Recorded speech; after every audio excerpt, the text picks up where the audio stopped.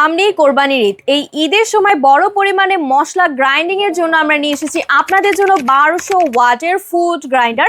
দেখতে পাচ্ছেন আমার সামনে রয়েছে। এটাতে আপনারা শক্ত মশলা, এলাচ, দারচিনি, লবঙ্গ থেকে নরম মশলা, সরিষা, মরিচ সব ধরনের মশলাই কিন্তু নিমেষে গ্রাইন্ডার করে ফেলতে পারছেন।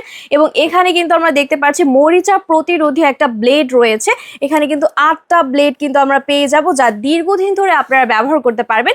এছাড়াও একটা ডিটাচেবল ব্লেড ও বাটি রয়েছে, যা পানিতে ধুলে সহজেই পরিষ্কার হয়ে যাবে। গ্রাইন্ডারে এখানে একটা সুইচ বাটন দেখতে পাচ্ছেন, এটা কিন্তু প্রেস করলে অন হয়ে যাবে।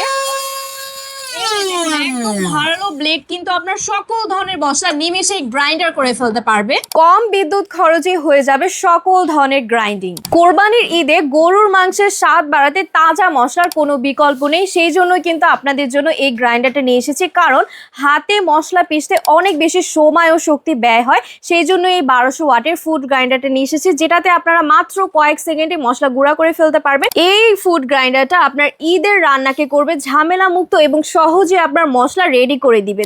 আর এই ফুড গ্রাইন্ডারটা আমরা পেয়ে যাচ্ছি এই বক্সের ভেতরে। তাহলে দেরি না করে আপনারা এখনই জলদি অর্ডার করে ফেলুন। ধন্যবাদ।